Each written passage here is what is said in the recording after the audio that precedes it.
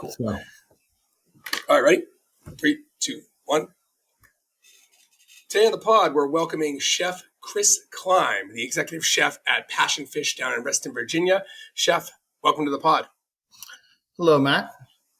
What was your name again? It's Jamie. Jamie. I mean, that's what we're doing. What's going on?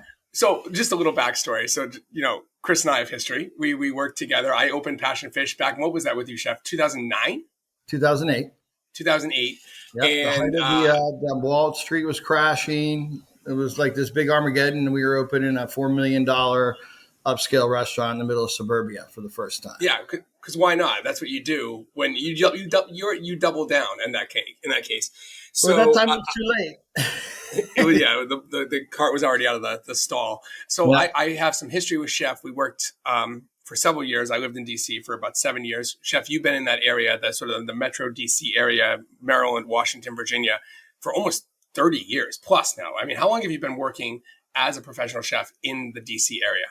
Well, I started working in DC in 1999, I guess. But after culinary school, I did work there with Susan McCrae-Lindenborg at the Morrison and Clark Inn. She was like one of the top chefs. And now that I think about it, she was a woman chef, but I didn't think about this stuff back then. I worked with a lot of women as chefs growing up. But I worked there in 1993 when I first graduated, when I first left Rhode Island in Providence. So.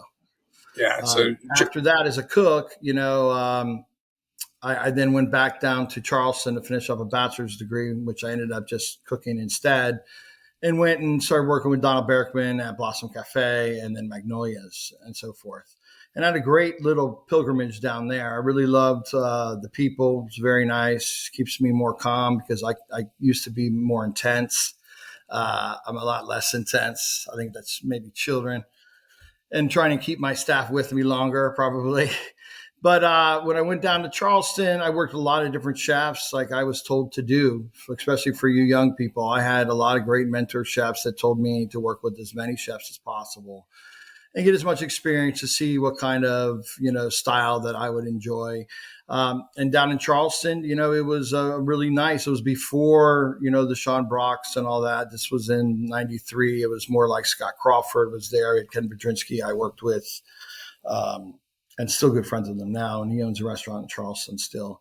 I worked the Woodlands after Blossom. And then after that, worked with other couple different chefs trying to get my groove there, and really ended up, doing really well for my career working there. And actually, that's how I found Jeff Tunks at DC Coast. So relationships. So let me just stop right there, because I think that you're Johnson Wales grad. You did all this sort of pilgrimage work, working with different chefs, and then you landed in DC with Jeff. And you and I have a special spot in our heart for Jeff because we both worked for him. Yeah. And you walked into DC Coast, which was this iconic restaurant in DC at the time. And in a suit and tie, for you young kids listening, in a suit and tie, dressed like I owned the place. That's right. How you get the job back then. Exactly. So you walked in arguably at like the height of, at that point, well, DC Jeff Coast just opened 98. But Jeff was already pretty big because he was at the Windsor Court in New Orleans. He got 4 stars for the hotel. He got the AAA award. I mean, it was owned by Orient Express Properties. So he was doing really well on that type of network, more in the hotel restaurant side. But yeah, DC Coast, when we popped open, I mean, we just started. It was just really intense. It was, it wasn't the best neighborhood yet. I mean, there was, ladies of the night walking through and Gus chasing him away, if you remember, because we kind of keep him out of the dining room. But now that area has come up a lot. But back in DC, and not to tangent too much, but that relationship that I had with Jeff when I first came in, I knew the chef that he worked with before, and I was recommended to him. So I went and saw Michel Richard. I went to all the restaurants. And back then it was hard to get into a good restaurant, much more competition than it is. So I gave my resume to Michel, and we sat down and drank champagne during the interview. It was the best interview I think I've ever had. We're sitting there drinking champagne and citronelle. I mean, we're cooking. The smells great. But he said, "You're too experienced. I can't work with you." Because at the time, I graduated Johnson Wales at 19 years old. So I was 17 when I was in Providence. So the idea when you're 19 that you're ready to be a chef is obviously ridiculous. So I went down and started working, with these people down in Charleston and so forth. And that's where I met the connection to Ken Bedrinsky. I actually worked with some of Jeff's friends. And a lot of them was Carrie Nahabedian, Chicago, and a few other people. So that's eventually how I got the job, really, because he knew who I worked with. I went there. And then Michelle sent my resume to Sandro Gamba, which was in La Espinaza at the time. But obviously, I decided to stay with Jeff because that was a better thing. I really wasn't into the French scene at that point in time, especially since there was not much.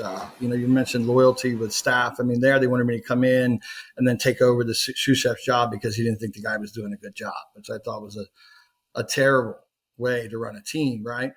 So my decision to stay with Jeff, I think, obviously was a good one. But these are the things that go through your head as a young cook or a young chef.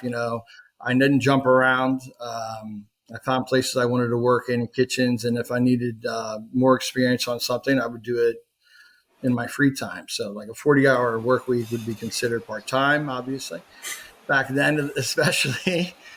And Matt knows that we put ourselves through unbelievable pressure. I mean, we to talk about toxic masculinity, just take a picture of what we were doing back then. And the thing is that as men, I mean, we're just doing that. So having the women in the kitchen was actually better to really help model. Like half of my kitchen now, I have almost half women and half men. And the women by far excel.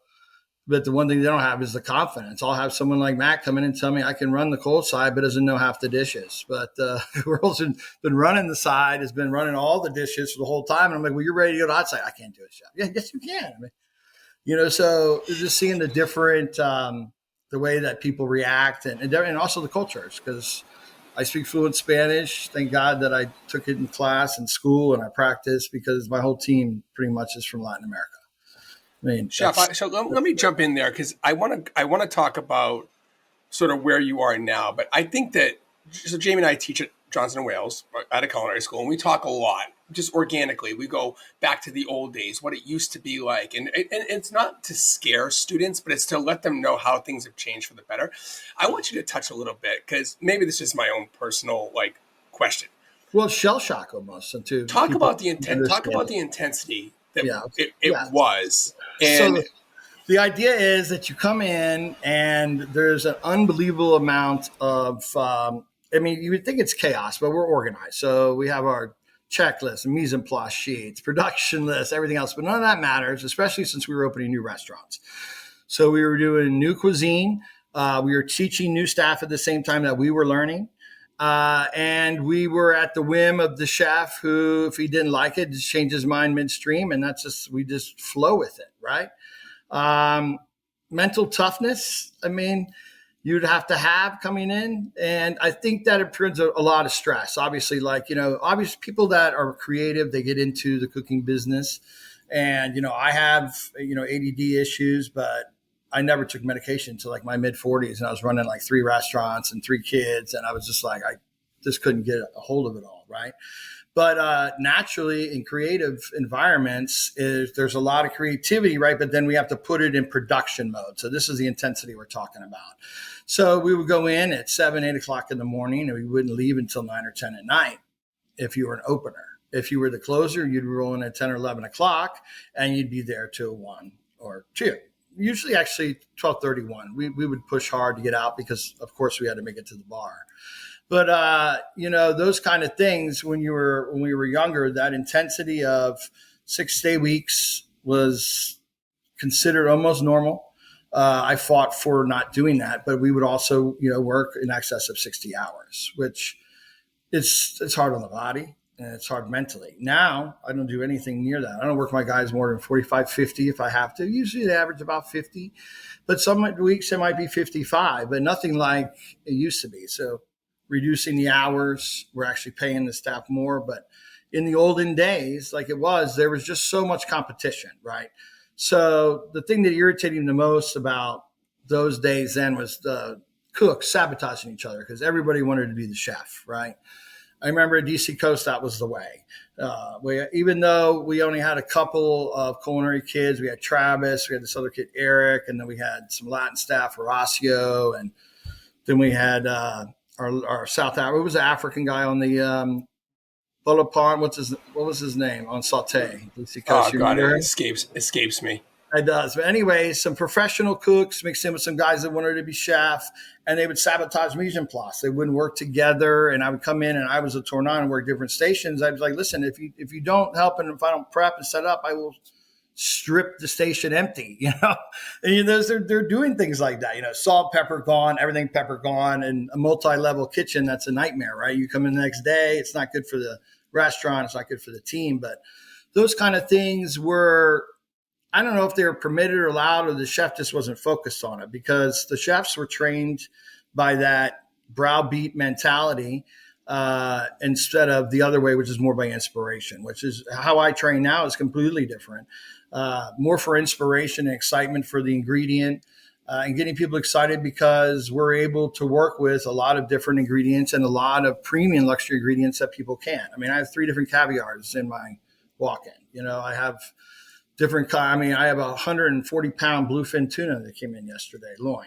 Okay, things like that are super cool. We have fresh amachi and kampachi, and live lobsters every day. You get used to it. We clean 140 lobsters a day. So now back in that, then we got Nantucket Bay scallops coming up, which are my favorite. So I know a guy, as a guy, it's almost like buying drugs or something. Where's his cell phone? When the Nantucket's coming out? Because they'll go Halloween night. And then if the water's not too cold, I can get those. And they're awesome for ceviche, and they get me excited. So switch more for ingredient driven and inspiring the staff to be more ingredient driven and get excited about, the change up of the menu, which we do more regularly because we can. And we have a wonderful staff and team, I think, because of that environment. So everybody comes in, they give 100%. That's all I ask. We sweep, we clean, we're respectful. I think it's the key one. That all was completely different. So that's how it is now. But back then, there wasn't those boundaries and stuff. There was just that intensity, that we had to do exactly what we were saying. Yes, chef, So big difference. I don't know if I bridged the gap on that question or started more. Chef, that was great. I think you really spoke to what inspires you and what keeps you going. And I think that's important when you've been in the industry for as long as you have. It's important to find things that prevent burnout, and having the passion, which we just heard about the ingredients, I think is so important, and that keeps you inspired. I'm wondering how you manage the trends that come and go in the food scene. And I'm sure you've seen a lot of them in your time. How do you manage them? Do you accept them? Well, do you just do what you do? If you're doing it right and you're working with the right ingredients and you're really focused on that, then you're creating the trends. Like we did a superfoods menu back in 2008, and we were ahead of the time. It was very popular, but nobody really understood the balance of the menu that I was making. So we were making the menu based on the superfoods, whether it's avocados and chia seeds and tuna and all these different, vegetables and fruits, and garnished with seafood. And we did it in an express meal for lunch. So it was like this hungry man's platter type, China dish with 3 compartments. And we would do that for superfoods. And that trend came 6 years later. And in fact, now it's actually more congruent now than it was then, because people are really focused on eating fresh. And we changed a lot. Like we used to do a lot of butter sauces. I have a butter sauce that we use, but it is in none of the dishes. It's just a sauce for an accompaniment. So before, we would use those kind of things because we were trending more now toward the Mediterranean style. But we've been doing that when we opened Passion Fish in 2008. So I don't want to sound like it's egotistical that we're ahead of trends. But if we're cooking properly, I cook every day. I cook at home. I go to the market. I cook. My wife doesn't cook. We've been married for over 25 years. This wasn't the deal. I didn't marry her for her cooking ability. It's not going to change now. So anyways, we when I cook at home, I mean, I enjoy the whole process of it. Does that make sense? From getting the good ingredients and then making the food. And then I usually don't tell my kids what's in it because then they go, ooh, or something like that, because, they just don't know. Right. So when it comes to trends and you're cooking, I think if you're doing what you're supposed to be doing, which is going in and going to the markets and, obviously reading, but I don't think that I get any like, oh my God, that's really cool, I want to do that. Doesn't happen very much. That happens more when I go out to eat, to be honest, where I'm like, oh, I really like that. It's like right now it's trendy. I've noticed a lot of chefs doing these potato. I don't think it's a potato, but it's a tuile. It's a savory tuile with, deactivated charcoal. I imagine it's deactivated charcoal because it's black. And I haven't researched doing that because doesn't have enough crisp for me. But a lot of chefs are using it. And even Roberto Donna, who's a very famous chef, I ate his restaurant. He just opened one in Vienna, Matt. Roberto did. And it's a cool Italian restaurant. And he's got that little charcoal thing over top of the scalp. But then I can't see the scalps in the dishes. And some chefs put little flowers on it. But for me, that's a vehicle. It's a garnish. It's tasty, but I wouldn't use it because it doesn't add crunch enough for me for the dish, and I don't want to cover the food, and I don't use a lot of flowers. But for a lot of chefs, I mean, it really works for their style of food. For me, I really like to show the ingredient off. So whether what we do becomes a trend or it's just one of those things. Because if you're looking for the trends to cook from, especially when you're younger. I think it confuses what you're there for, right? Like the unedible garnish, like rosemary skewer we used to talk about, right, Matt? Well, it used to be. I remember when I started at DC Coast, that was the style, and that was the trend to stick a rosemary skewer in the top of a halibut. Yes. But so one of the things you mentioned too, and I think that this was beaten into me probably mentally as well. That at the end of the day, good cooking is good cooking. Right. Yes. And being able to understand the fundamentals and the basics. If I brought a pair of tweezers onto the line, you or whomever would have slapped them out of my hand. And it's like, and I'm not discouraging tweezers because I think that they are very valuable and they have their place. But I'll use the little ones instead of using my hands, the little pincers. Yeah. And those are great. But the tweezers were before our time because we had beautiful tongs. Why would we use tweezers and spoons? Yeah. But I think what you're getting at, and I've evolved in this way too, is it's not that you don't appreciate or evolve with the trends, is that you just stick to your guns and you stick to your core fundamentals, and it seems like that's carried you through almost 30 years of cooking in what is probably arguably one of the most competitive cities in the U.S. There's New York, and of course, but DC is. It's constantly evolving because every 4-6 years there's a new group of diners that comes in that basically demands change. Yep. It's so. I hope our listeners are getting this, that good cooking is good cooking, and if you stick to your guns, good cooking is very hard to find, even at a small bistro style level, which is ridiculous. Like look at this Tafter guy just opening up with all sous vide, and there's no chefs, and they're just heating, going down a chart. Who would want that job? What culinary person is going to want that job? Obviously he wants to eliminate a chef. Have you heard of that? John Taffer from Bar Impossible. I guess he opened a restaurant in where the District Commons space was, I believe. Yeah, I think that it's important that there are these competing factors coming at us. Labor is always a challenge, whether it be the cost or just finding it. And so there are always going to be people that try and create or recreate the wheel and create new systems. But we know, as valuable as immersion cooking is, you can lose something. You lose texture, you lose authenticity, you lose that ability to cook a la minute. This is why texture. That's the key. It's texture, because how much soft food can someone eat? It depends on your diet, I guess. Right? Crunch. I'm a big, and especially with raw seafood. You have to have crunch. I feel, right. And sometimes super crunchy, even crunchy salt. And I don't think this wasn't on our agenda, but when we talk about technology and how it has impacted our industry, I still remember, we used to have a rice cooker at Saba, and we used it every day for 6 months, and then the rice cooker broke, and holy shit, no one knew how to cook rice. Yeah, and I think we run the risk of being dangerous when we embrace technology too much and we lose that core ability to Well, just cook good food. Well, for young people learning how to cook, it's extremely dangerous because then they're reliant on the equipment and they don't know why. For me, it's so I can reduce labor, right? So we have two combi thermal ovens. They're both combis, Alomas.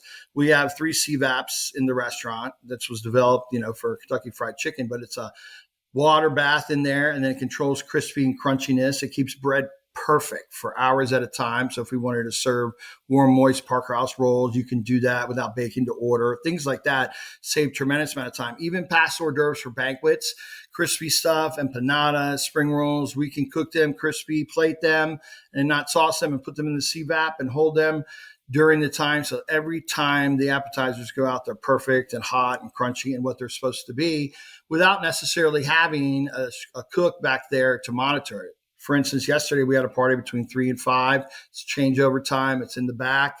This way, the captain for the banquet can just come back and take through the CVAP, and then we can just finish the sauce, and it eliminates that person being back there. And for me, I know the food is hot, crunchy, crisp, soft inside like it's supposed to be.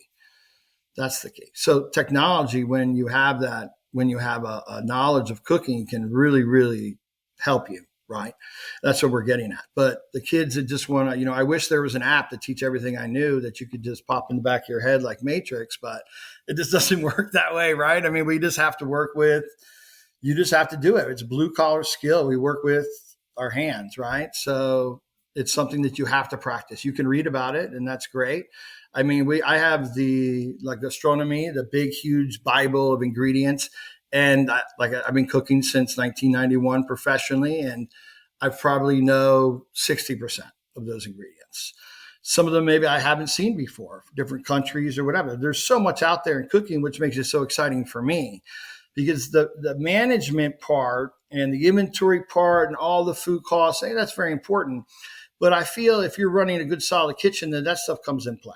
Right. That's just all going to mesh out. Now, do I cost out the ingredients? Absolutely. Do I write menu descriptions, allergy descriptions? Matt knows this, that we do this intensely. To teach the staff, to make them understand what's going on with the dish and so forth.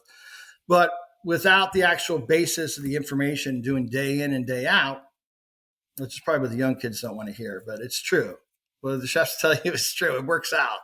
If you work with a bunch of talented cooks and surround yourself by talented people, good things will happen. That's just as easy as I can say it. If you chase money, then you're going to be like a lot of my friends. And I mean, I make an unbelievable living, so to be said in this area that I can have a house and 3 kids and, we're not dying. So it's possible to do without getting out of school. Like some of my friends, when they chased, career like boat, like the chef of a boat, or all sorts of different kind of things, and then it made them harder for them to switch gears after that, because once you get to a certain lifestyle, you're to a certain salary or whatever, you're not going to go back. Even though I did in Charleston, I was a sous chef at Blossom, and then I resigned that position to be a cook at the Woodlands Resort and Inn, which was the only 5-star Relais Chateau at the time, and I used to go there and eat, and the chef saw me eating there and he offered me a job, and it was a really, really good job. And to get it, I had to beat out the visa guy from England that wanted it. I mean, I wasn't, trying to do it because the guy didn't want to work breakfast, but I did. I worked breakfast for 2 weeks and I got my shot, and then I got the position. So, but it's one of those things. Why did I do that? Because I thought I was young enough that I needed to learn more stuff. I was only 21 or 2 at the time. So I wanted to do that. Management was not my forte at that time as a young 22-year-old boy. So that being said, I was very happy I made a decision looking back on it. But that's really all the chefs that told me and mentored me told me to really not to follow money. Of course, the chefs that are employing you tell you that too. That's a different story. That's when you say, no, chef, I need to be paid what I'm worth. But that's a different conversation. Right, Matt? So going back to 100%. what you said before about the basics, and you have to know the basics before you can start to incorporate technology. I agree. And I think that's really important. You have to know foundational cooking skills first. But I am curious if there's any other strengths that you look for when you are hiring cooks today, besides knowing the basics really well. What are things that stand out to you when they come in for an interview? Well, you know what stands out for me is they're on time. They either shake my hand or make some kind of eye contact, and they maintain eye contact. That's huge for me. My dad was military, so that's just the way we were. I mean, I teach my kids the same stuff. Same thing when I came in for an interview, I said I was dressed in a suit and tie. That's not necessary, but if I saw it, I mean, especially now these days, I mean, that would stand you out. So everything is about being a standout candidate, right? Whether you're cooking or being an engineer or whatever you want to be, if you want to be stand out, you want to come in looking sharp, right? If they have no knowledge, I'll be willing to hire them as long as they can work together in a team. That's my big thing now. I don't need hot shots. I don't need, it's not about me. It's not about any of any individual people. Everybody works multiple stations in the kitchen. So in our kitchen, all of my cooks are tournois per se. The younger ones will come in. We'll start them off on the veg station in the middle because they're right next to the chef. So they're working with us. We train them, we work them, and then they can see the tickets before because we call out tickets, right?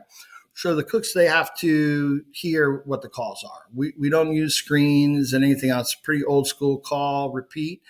And we do it, pretty well, I think. I mean, the getting them up and then making sure they're ready. But the thing is when they come in on time, eye contact, ready to work, positive attitude, that is like almost 70% of the job, to be honest.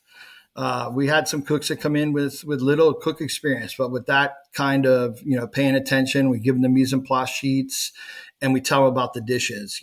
I'm surrounded by corporate America in Reston, and they teach their cooks this one with that one, with this one, with that one, with that one. And their mise en place sheets are like diagrams, and we just don't do that. So I just don't train that way. So they're either going to learn how to cook or they're not going to work with us. That's just what it is. So the cooks have to they prep their own mise en place for their stations, right? We have prep in the back, and we make sauces and soups and stuff, and I fabricate the fish or my sous. But as far as execution on the station, they're going to have to be able to do that, and we'll help them with that. If they're very green, if they're very green, they usually have to be a little bit older to be able to have that maturity to listen and work with us, because we're telling them what to do a lot, and nobody likes to be told what to do. I mean, my 18-year-old son told me, he's like, Dad, I just don't like being told what to do. And I laughed out loud. It's so sweet. You're not going to get very far. Let me tell you, 50%. I mean, doing what you're told to do, listening skills, right? Listening, not just, yeah, and nonverbal affirmation. When you tell someone, I said yes. No, you didn't say yes. You didn't look at me. You just, this generational, that doesn't work, right? So they have to be verbal and they have to communicate. And that's what helps. So I guess the long answer is, or the short answer to my long answer is on time, eye contact, ready to talk, some research on the restaurant. I mean, especially if you're in the culinary field, and you went to school, I would hope that you would at least use Google or whatever so that they can see where you're working and, all those kind of things. It seems very simple, but those kind of things I think are really important. I took professional development at Johnson & Wales, and I believe that they still teach that, right? Yeah, it's the name of the course has changed, but we still talk about professional etiquette. We have professionalism standards that are reinforced daily in our classes. But you're right; it's simple, right? It's show up on time, make eye contact. A huge thing, and again I go back to you probably beat this into me when I worked for you. Is shake someone's hand, look at them in the face, no matter how awkward it could be for a second. Eye contact is key. It shows that you're listening. It shows that you're sort of entrenched in what's going on. But I do have a final question because, you've talked a lot about, your history and how the industry has evolved and how, the things you look at for cooks moving in. What inspires you about the next 5 to 10 years, knowing that what you've seen throughout your career? Are you optimistic for our industry? Are you looking forward to anything in particular? Well, I think right now what inspires me is our guests and the amount of, we have a lot of loyal guests that come through, a lot of people that are really interested in what we're doing. So many of our guests come 3-4 times a week. So for the happy hour menu and stuff, I want to be more, lucid and be able to, change more rapidly for these people so that they have something different instead of getting the same stuff over and over. So we've been changing the menu more rapidly. And since I'm only in one restaurant now, which I really enjoy, and which will probably be forever, I would imagine, is that I just in the restaurant, I know what the guests want and the ingredients that are around. And with what I've seen positively with the seafood market being the only market that's aggressive in pricing, that there's going to be some kind of price fluctuation, but there's going to be some kind of dropping down, and we're going to get back to being able to deal with these, these luxurious ingredients and not have to charge, the pricing that is currently. Like U10 dry pack scallops on New Bedford. I mean, you have to be kidding me. They're $3.75 a piece. So I made $3.75 a piece. This is like if you were starving, like I'm gonna have one scallop. It would be if you charge one scallop in the restaurant, we'd charge like $15. So, I mean, I'm running them and because people want them, simply grilled option, but it's like $42, $44. So when lobster got up really high, we made some adjustments, but at some point in time, I just stopped putting that kind of stuff on my menu. So what I'm looking forward to more, I guess, is the price, adjustment, coming more, throughout the entire sector of our business so that we can get back to, some normal pricing in the restaurant, but also so that I can see some ingredients that we haven't been able to see in a while, like the king crab market, I mean, is terrible, obviously. And I can go and buy it at Costco, but I can't buy it from my vendor. My vendor sells it for $64 a pound. Costco sells it for $36 a pound. But that's until, they just said the Alaska season's closed. Who knows? They said all these crabs disappeared. I mean, I don't think they disappeared, right? Maybe they went to Russia. Who knows? But they just closed that market. So what I'm looking forward to, I guess, is for the markets to be really open and running 100%. All the fisheries like sockeye salmon fishery was off the charts this year. I got some killer Ivory King salmons in too for a decent price, and the fishery was strong. So I'm looking forward to the ingredients that we've been working with and some new ingredients being able to be more rapidly into the market, I guess, ingested into the market, because really I'm looking for stuff that's 1-2 days out of the water. Or, if I can get a piece of tuna off the fish market and get a couple of vendors to buy a big piece of tuna, that's, I guess, what I'm looking forward to in the future. I mean, right now I'm very lucky with labor. I'm probably one of the few chefs. So I just want to knock on wood for that. Most of my team's been with me since 2008, and some that haven't have just come back into the fold, which we enjoy. So, we just come in, cook good food, and go home. Chef, before That's we incredible. let you go, I have one final question, only because you brought up the word crab. And while Alaskan king crab is delicious, it is definitely not native or your best product. And just for you today, I am wearing my Jimmy Cantler's Riverside Inn sweatshirt here. Blue crab. I love talking about blue crab. So go ahead. Okay, so real fast, blue crab. I think an underseen or an under celebrated ingredient that we did a lot then is the soft shell crab. Can you talk a little bit about just how amazing that particular product is, whether it's in hard shell, soft shell form? So blue crab right now, you? It's the best time to eat blue crab is right now, from the past month till now, because what happens is they put on a lot of weight, and they're going to hibernate in the mud right when it gets cold. So we just had a cold snap, not cold for you guys, but it's like 45 to 35 degrees down there. So in the water temperature starts dropping, they're going to start putting that out. So that crab right now is unbelievable. We're using Maryland crab meat. And if I show you a picture of it, it's yellow because all the mustard and the orange fat in there is really sick. So we use it for our crab cakes, and we're 100% Maryland crab meat. We don't use any filler. We use a little bit of rice flour, so they're a gluten-free option too. And then that crab we use in everything. I use it for sautés, for almondine. I mean, the flavor profile of it, as you know, man, is unbelievable, and it's unparalleled. But for soft shells, we only buy soft shells from one person, and that's Ron Baxter Soft Crabs. And I've been buying crabs from them for, I guess, 21 years. And you can get them just soft enough so that when you eat them, it's like eating just the meat. It's really ridiculous how good they are. So you probably wouldn't know up there so much, but the soft shells are. In fact, we just served them our last one last week. Till next year. So I think that you mentioned something, and this is the final talk because we could talk crabs all day long. People are shocked. People are shocked. Like New England, I love the cuisine up here, but we kind of suck at making crab cakes. I'm going to say that generally. People are shocked when you can make a crab cake, and this is something we did in our time, that has zero binder. And one thing that I think is important is when we're talking about what a crab cake should be, it should hold its shape, but when you just barely touch it with a spoon, it should crumble. Yeah. And that is something that people don't, in my experience, prioritize, and they fucking should, because it's the way to eat crab cakes. It is the way to eat I mean, it. I'm from New England, and I'll just say there are places who do I know. There are places who do it well here. I'm just saying. But I know. I know if they get Maryland crab meat, though. But if they don't have the Maryland crab meat, they don't have it. It's like this. If I'm going to make an Alaskan king crab cake, I got to have the best Alaskan king crab. If I'm going to make the best of any cake, salmon or whatever, you have to start with a great product. So the Maryland crab meat, the flavor is ridiculous right now. I should send you guys a pound.